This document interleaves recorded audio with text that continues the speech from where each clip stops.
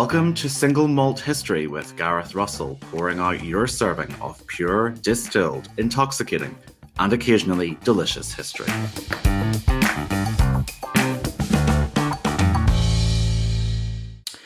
Hello and welcome to the second episode of Single Malt History with Gareth Russell, and the first in my series of episodes giving you a day-by-day account of the Titanic's only commercial voyage. This is the anniversary of that week, so don't forget to subscribe or follow so you can relive the story of this fascinating tragedy. On this day, April 10th, the Titanic set off from Southampton in southern England to begin her 3,000-mile journey to New York. It was her first voyage with passengers, and as we all know, I don't think this requires a spoiler alert, it would sadly be her last as well. Over the next week, with the help of some eyewitness testimonies read by actors I have dragooned and my own narration, I hope I'll give you a sense of what travel, life and death on the great ship was like. Today, I'm very grateful to Cáilum Carragher and Rebecca Lenaghan for their time and talent in reading two eyewitness testimonies about this day. But firstly, of course, along with my book on the Titanic, I'm also by trade a historian of monarchy, and it would be remiss of me in that capacity not to comment on yesterday's news when Buckingham Palace announced that His Royal Highness the Prince Philip, Duke of Edinburgh, Earl of Merioneth and Baron Greenwich died at Windsor Castle yesterday morning. For those interested in historical details or trivia, Prince Philip was the longest-serving royal consort in our nation's history, beating the previous record holder, the 18th century's Queen Charlotte, who served as George III's consort for 57 years. His Royal Highness had a suitably dramatic, if inauspicious, start to life when he was born Greece's Prince Philip during the downfall of the Greek monarchy on June 10th, 1921. Famously, the popular story of his birth tells us that his mother, Princess Alice, gave birth to him on a kitchen table on the island of Corfu, where the exiled Greek royal family used an empty orange crate for the new prince's cradle. Initially educated at a boarding school in Germany, he left his school when his headmaster, Dr. Kurt Hahn, was drummed out of his job by the Nazis for being Jewish and a prominent anti-fascist. Prince Philip chose to relocate with his headmaster when Dr. Hahn refugeed to Scotland, where he opened a new boarding school, Gordonston, at which Prince Philip was thus one of the earliest pupils. Educated predominantly in Scotland, Prince Philip, along with his uncle, Lord Mountbatten, joined the British war effort during the Second World War, serving with distinction. This was despite his sister's marriages to various German princes, with at least two of those brothers-in-law being sympathetic to Nazism, although we now know that one of his sisters, Princess Theodora, and her husband in fact remained sympathetic to the anti-Nazi Dr. Hahn. His mother joined Philip on the Allied side of the conflict. During the same war, Princess Alice helped hide and smuggle out many Greek Jews away from the expanding Nazi occupation of Greece and the Holocaust it carried in its wake. For this, Prince Philip's mother was declared righteous among the nations by the Israeli government after the war. I stress some of these biographical details to counterbalance the unfettered idiocy rampant in social media circles, where some people with zero knowledge of history seem to think that they're under no obligation to match speech with knowledge and are calling Prince Philip a Nazi. A word, an insult, which is glibly tossed around too easily today anyway, but which also has absolutely no place whatsoever with someone who served in the war that destroyed Nazism. My own view is that those who, like Prince Philip, fought in the Allied armed forces during the Second World War have done more to fight fascism and Nazism than anybody sitting behind a keyboard will ever be capable of. There was also significant tragedy in Philip's life beyond his father's abandonment. His mother suffered a nervous breakdown and was briefly institutionalized, while his sister Cecile was killed in an aeroplane crash when she was in the final stages of her pregnancy. Cecile's two young sons were also on board and lost their lives. In the recent obituaries of the Duke of Edinburgh, it has emerged that Prince Philip kept a splinter from the aeroplane crash for the rest of his life. Philip was made a Royal Highness by King George VI, who also created him Duke of Edinburgh, one day before he married the Princess Elizabeth at Westminster Abbey on November 20th, 1947. Prince Philip was at his wife's side during their visit to Kenya in 1952, where they learned of her father's death and her succession to the throne as Queen Elizabeth II. His Royal Highness was noted and often controversial in the 1950s for his liberal politics and his open support for reforming the monarchy, something which allegedly resulted in clashes with his mother-in-law, the far more conservative Queen Elizabeth, the Queen Mother. Philip's subscription to several socialist newspapers caused a mixture of amusement and profound discomfort in palace circles. He was an active and involved patron of British technology and charities, with the Duke of Edinburgh's award to promote self-improvement throughout outdoor activity being his most wide-reaching achievement. Founded by the Prince in 1956 and heavily overseen by him subsequently, it has since expanded successfully into 144 nations. This week on BBC Radio Ulster, the former President of Ireland, Mary McAleese, spoke particularly well on her cooperation with the Duke of Edinburgh during her time as President, and particularly through the Duke of Edinburgh Award programme. His Royal Highness remained close to his natal family, even providing much of the vital DNA evidence needed to identify the bones of the murdered Romanovs when they were discovered in the 1990s. The Tsar and his family had been slaughtered by communists 3 years before Prince Philip's birth, but their bones could not be unearthed until the collapse of the Soviet Union. His grandsons, the Princes William and Harry, gave Prince Philip much of the credit for helping them emotionally through the trauma that followed their mother's death in a car accident in 1997. In May 2017, it was announced that the Duke of Edinburgh had decided, with the full support of the Queen, to no longer carry out public engagements. This marked the Duke's retirement, aged 96. The Duke of Edinburgh, however, remained patron, president or member of over 780 organisations with which he continued to be associated until his death, although he no longer played an active role by attending most engagements. An exception was made during the COVID-19 pandemic, when the Prince publicly appeared to thank National Health Service heroes and frontline workers for their courage, their expertise and their dedication. Perhaps the best assessment at this time is left to his widow, Her Majesty the Queen, who on their golden wedding anniversary in 1997 said the following. All too often, I fear Prince Philip has had to listen to me speaking.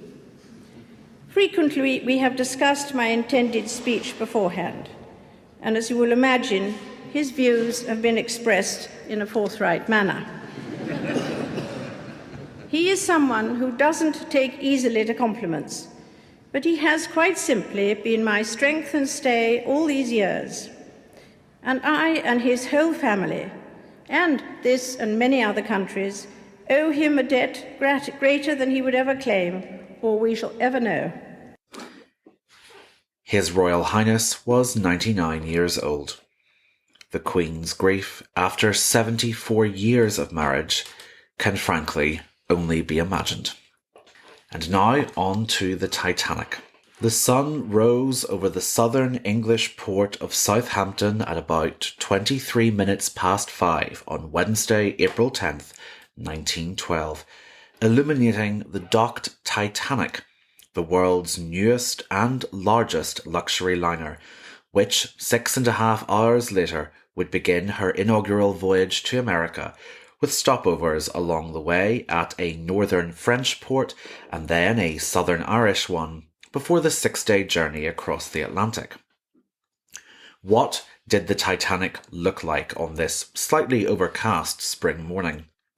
Weighing in at just over 46,000 tonnes with a black hull and white superstructure set off by 4 funnels painted with the yellow and black signature colours of her operators, the White Star Line. You could identify ships by the colours used to paint their funnels, and in this golden age of shipping, the White Star Line Company was one of the brightest success stories. She was also, as a ship, just over 882 feet long, with the name Titanic inscribed onto her bow, the front of the ship, and at the back or stern you could also see the words Titanic, Liverpool. This particular detail often confuses people. Why Liverpool?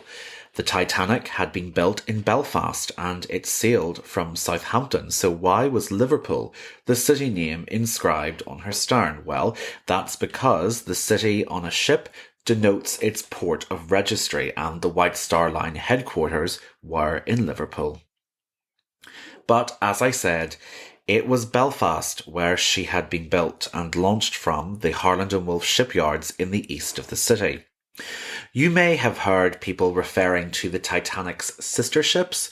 This doesn't mean ships operated by the same company. The White Star Line ran many ships, all of which had names ending in the company tradition with IC-ic. But other ships they owned, like the Oceanic or the Cedric, weren't sister ships to the Titanic just because they were also White Star owned. I don't know, maybe they could be called cousin ships. I've said that in a moment of off-script whimsy, and now I'm afraid the incredibly precise nautical enthusiasts will come for me. I was only joking about the cousin ships point. Back on script, sister ships is a more specific category than that. It is when a series of ships are built of largely similar designs. They're not usually identical, but they are close enough to be regarded as quote-unquote sisters. The Titanic was the second of 3 sister ships, all designed to win back for the White Star Line the crown of owning the largest and most luxurious ships in the world. The first of these sisters, the Olympic, had entered commercial service a year earlier in 1911 to rave reviews. The press had slightly exhausted themselves with coverage of the Olympic, which meant that the Titanic really didn't get as much attention. But she was still referred to as the new Queen of the Ocean in publicity material. There were also a few improvements between the sisters. The Titanic, for instance, had a new extra cafe, the Café Parisien. It had a larger first-class restaurant and reception room. A new limited, larger class of suites available with their own private promenade decks as the most expensive ticket in first class. There had also been some pretty significant improvements to the cruise accommodation, as well as improvements in lighting and ventilation to the general room, which was the main socialising space for third-class passengers. Watching the tens of thousands of Belfast workers toil between 1908 and 1911 to build the Titanic and the Olympic before her, the North Irish writer Shan Bullock was particularly struck with the industry and ingenuity of Belfast's designers and workers. But Bullock was also deeply moved by just how much the Titanic represented the culmination in several generations of works in the size and capabilities of ocean liners. Here we have actor Cáilum Carragher reading Shan Bullock's eyewitness accounts of the skill and scale that went into building the Titanic, as well as Belfast's pride in the ship they had produced.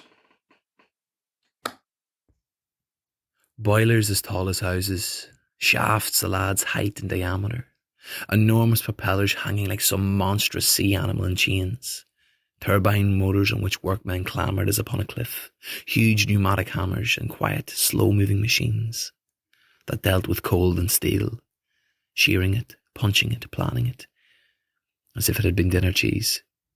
Then to the moulding loft, large enough for a football ground, and its floor a beautiful maze of frame lines, on through the joiners' shops where their tools can do everything but speak.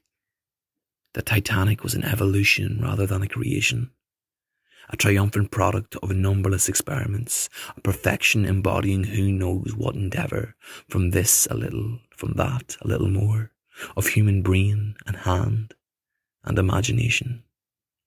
The Titanic was, as Shan Bullock so rightly asserted, the product of a remarkable evolution. After she was completed in Belfast at the start of April, she went to Southampton, where a few finishing touches were added over the course of a week before she set sail with her first passengers. And the shipping industry was a well-oiled, if you'll pardon the pun, machine by 1912. Many passengers sent their luggage ahead to speed up the boarding process when they got there. And so on this April morning, vast quantities of luggage were being brought on board the Titanic with White Star Company labels on each piece, clearly indicating where the owners wanted them stored. So, for instance, if a piece of luggage belonging to a first-class ticket holder had a shipping line label with the words cabin or stateroom on it, that indicated it should be taken to that passenger's bedroom. If they had written baggage room or wanted, it meant that it shouldn't go immediately to their accommodation, but it did contain items which they might want to access later in the voyage. So it would be held in a luggage room until they or a servant or a crew member went to retrieve it for them. If they had written not wanted on their luggage label, that luggage went deep into the ship's hold until the end of the voyage. We have such a nostalgic image of old suitcases covered with ocean liner stickers because they started as a useful trend for marking out where luggage should go, and then kind of became axiomatic with the image of travel by ocean liner. For convenience's sake, shipping lines didn't print these ticket labels for individual ships. This is still a business, albeit often a picturesque one, and efficiency is thus key. So the labels on this April morning wouldn't have read Titanic, but rather White Star Line, so they could be printed en masse and used for all of their ships. Likewise, if you were travelling on something like the Kronprinzessin and Cecily, the labels would have read Northern German Lloyd, or whether it was the Lusitania, the Caronia, or the Mauretania, the labels would say Cunard Line. And at this point, I'd like to take a moment to shout out to my friend Archie Seabag Montefiore, who can work a James Cameron Titanic quote into any situation. And at that mention of the Mauretania, he is now saying, wherever he's listening to this, like Rose, that he doesn't see what all the fuss is about because it doesn't look any bigger than the Mauretania. This luggage, actually I'm just thinking, if Archie never comments on this joke, I will know that he and Antonia haven't listened to it. Maybe I will pepper all the podcasts with personal bon mots to trap my friends. I jest, I'm sure he will. I'll let you know in episode 3. This luggage made its way onto the Titanic as the ship nestled next to a large shed that accommodated the technicalities of boarding. It also had railway lines running next to the ship, from which arrived 2 chartered boat trains to bring paying White Star Line passengers from London down to Southampton. The first of these boat trains was chartered to bring third-class ticket holders, and this was part of a tactical reason by White Star Line, which preferred to give third-class passengers a much longer embarkation window than those travelling in first or second class, and the reason for this is surprisingly touching. I came across why when I was researching my book on the Titanic, and at the Bodleian Library in Oxford, I was able to track down a travel guide from the time, or sort of travel aid for first-class passengers, written by a man called R.A. Fletcher. I think, if memory serves, it was published in, I think, 1913. And he explained to his readers why third class needed longer to board. And it was because most third class passengers sailing to America were emigrants. And so it was a lot more emotional for them saying goodbye than tourists in second class or those with the money to travel regularly, like the passengers in first class. In 1912, immigration to America was big business. While some of the more elite shipping lines, like White Star Line, were increasingly making a huge amount of money from wealthy travellers, the shipping lines still earned their metaphorical bread and butter from third-class revenue. To give you an idea of the sheer scale of immigration into the United States at this time, in the course of the commercial year of 1912, the White Star ships alone, so this is one company in 1 year, transported 23,000 immigrants from Europe to a new life in America. So, White Star Line gave third class a longer boarding time for two reasons.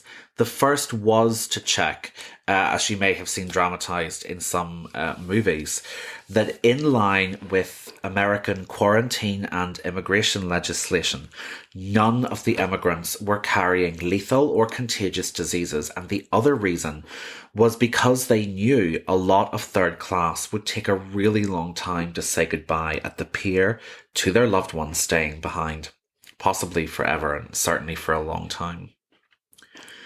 One third-class passenger who didn't feel any grief that morning was 31-year-old Elizabeth Dowdall, a New Jersey woman working as a governess and one of the few American citizens in the Titanic's third class. Elizabeth felt nothing but relief at the sight of the Titanic's shining black hull looming above her as she stepped off the train and towards the gangplank.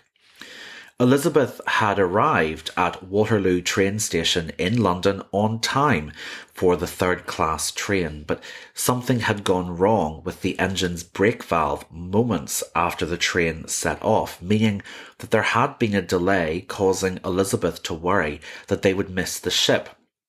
Of course, the Titanic was thoroughly unlikely to leave without its boat train's arrival. That was a significant number of its passengers, but Elizabeth Dowdall wasn't to know that, and she had worried until the train set off again.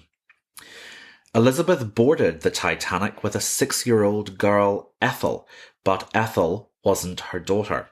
She was her charge. Ethel's mother was an American opera singer on tour in Europe, and after her tour was extended, she had asked Elizabeth, as Ethel's governess, to take Ethel back home to her grandparents in America. It might seem a bit unusual to us that a child in the care of a governess would be travelling in third class, but years of media presentations have left us imagining that third class on the Titanic represented poverty, while first class represents extreme wealth. In fact, the White Star Line had such a high reputation for its cleanliness, food, comfort and safety in third class that tickets for it usually cost as much as they did for second class on other ships.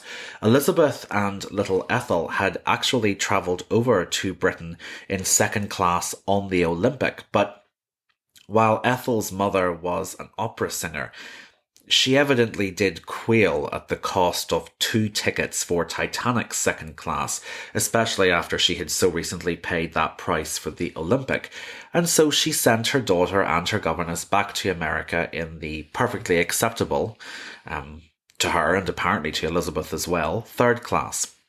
The closest comparison I can make today is not to think of third class as, say, the equivalent of a budget airline, but more like if you had a transatlantic economy or coach ticket with the likes of Aer Lingus, British Airways, Virgin Atlantic or Delta. It's not something that would be necessarily very cheap, and you would expect a certain pretty decent standard of comfort while you travelled. The delay with the third-class train seems to have pushed back the boat train for first and second class, who only arrived at about 11:30, and sailing time was due for noon. As the first and second class passengers moved towards the ship from the train, society gossip columnists hoped to grab a quote from the beautiful Countess of Rothes as she boarded with her parents, her husband's cousin, and a maid. The White Star Line's slim and impeccably dressed managing director, J. Bruce Ismay, was travelling too, without his wife Florence, perhaps fueling rumours that their marriage was continuing its trajectory into unhappiness. Railway tycoon Charles Melville Hayes boarded at Southampton, as did the world-famous journalist William T. Stead with his Santa Claus-esque beard. Stead was not only a famous writer, but also a famous defender of the then popular creed of spiritualism, the belief that one could contact the dead through seances and mediums.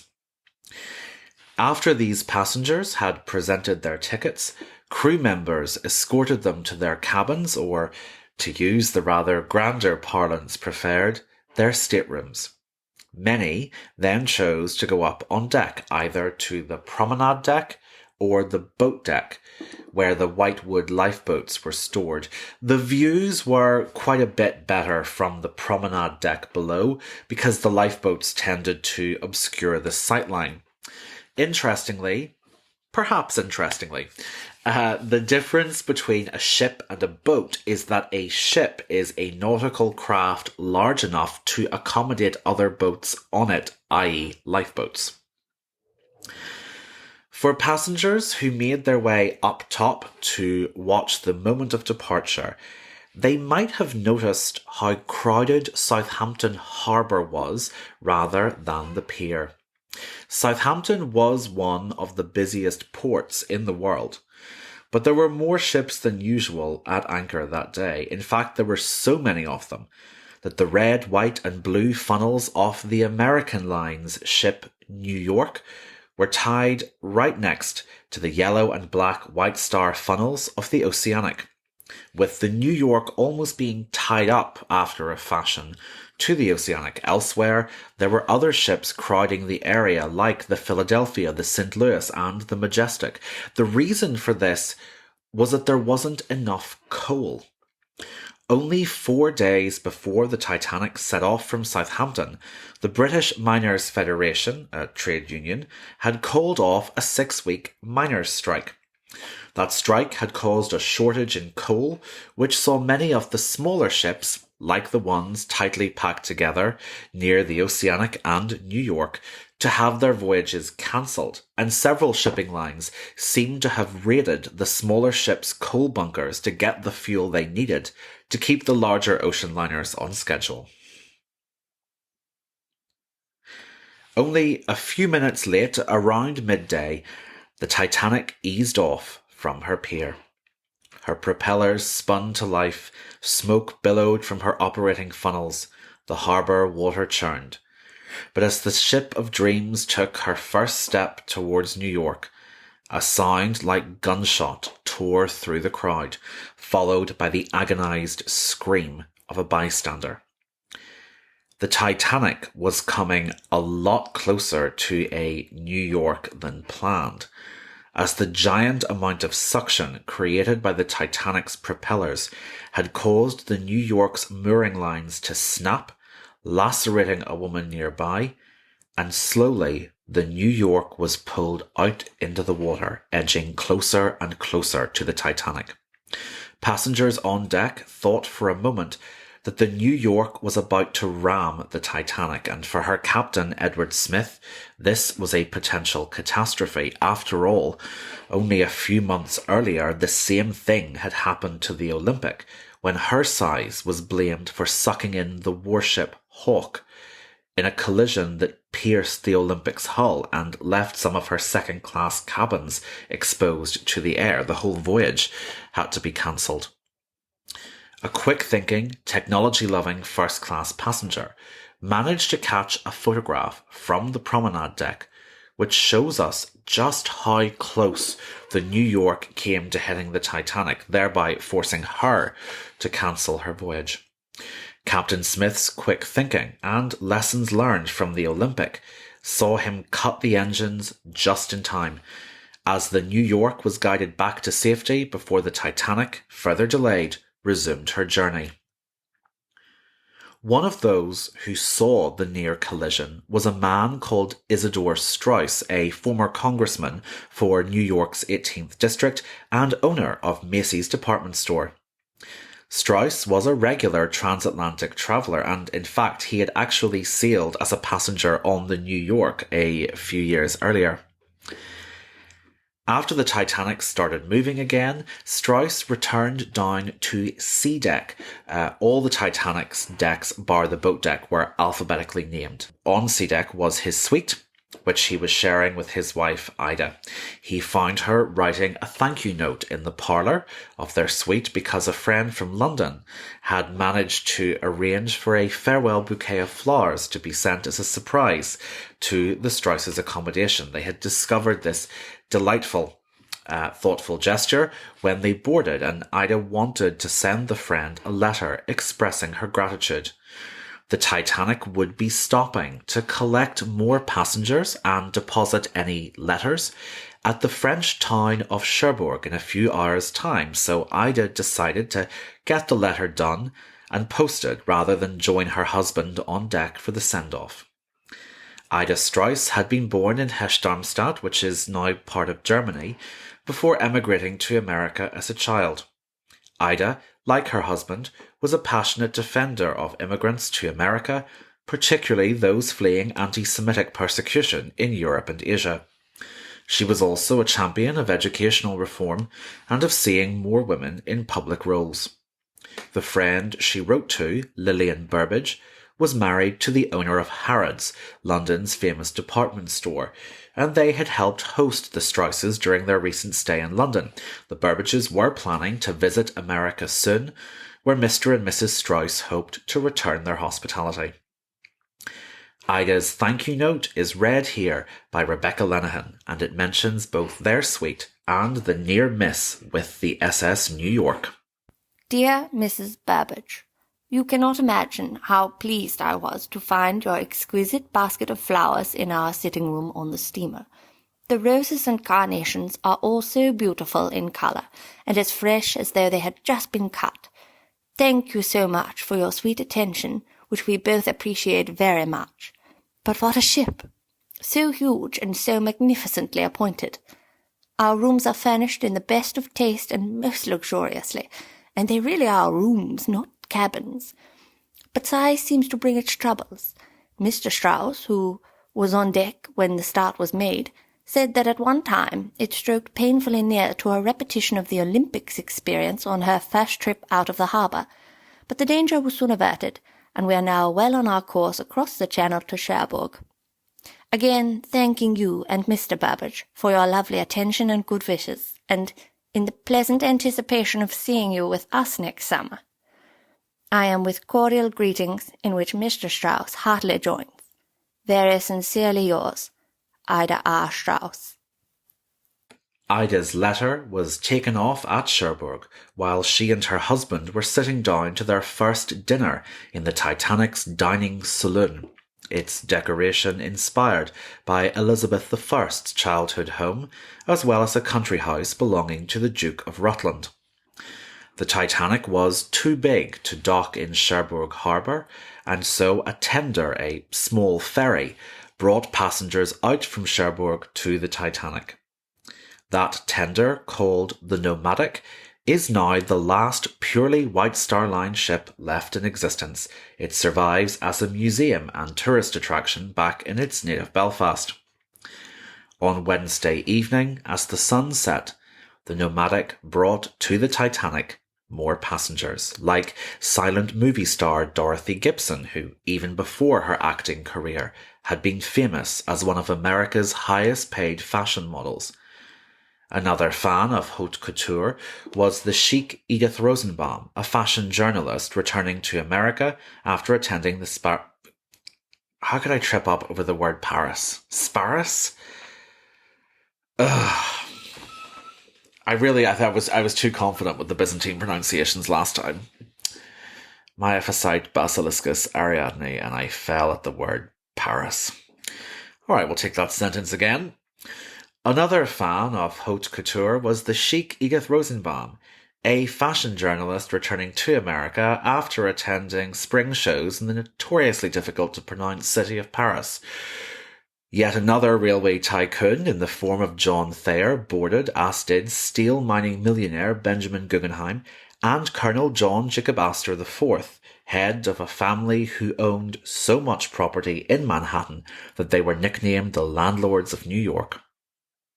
It wasn't a totally smooth operation, and not just because some passengers were uncomfortable and irritated after being kept in the Nomadic for so long because of the delay caused to the Titanic's arrival time by the New York incident in England, but also because the wind had picked up and it caused the gangway between the Titanic and the Nomadic to sway in the breeze, and a Bostonian, Ella White, went over on her ankle because of that, and she had to be carried on board by her chauffeur and a couple of stewards. Mrs. White was joined by Marie Young, a former music teacher to President Roosevelt's daughter. Marie was euphemistically referred to in Edwardian nomenclature as Ella White's companion, although the overwhelming amount of evidence researched today suggests Ella and Marie were a couple. They had first met at Atlantic City in 1910 and had been inseparable ever since. As Marie helped a wounded Ella settle into their accommodation, the Titanic raised anchor for the final time that day to begin her nighttime journey across the Celtic Sea to Ireland for her final stop. I think a travelling day is always a tiring one, and eyewitnesses mention that most of the Titanic's passengers went to bed early that Wednesday night. It was traditional not to change for dinner on the first evening of a voyage, which helped a lot of passengers find the time they needed to get their bearings, unpack, and settle in. After all, you're going to be in this cabin for pretty much a week. And I think one of the passengers said something like, you wanted to make it home-like. So they unpacked things, not just their clothes, but also some unpacked family photographs and little mementos. As she had approached the Titanic on the Nomadic, Edith Rosenbaum thought the great liner looked like Nice during Carnival, with all her lights glittering in the darkness. One by one, those lights went out as passengers, clicking their cabin heaters on against the nighttime chill outside, curled up in bed and went to sleep. The next morning, they would arrive at Queenstown for the last depositive meal and the arrival of some new passengers. Thanks to you for listening, and also big thanks to Rebecca Lenaghan and Cáilum Carragher for reading the words of Ida Straus and Shan Bullock. Don't forget to give us a follow and tune in tomorrow for what passengers saw in Ireland and what was life like in second class. Thank you and enjoy your day.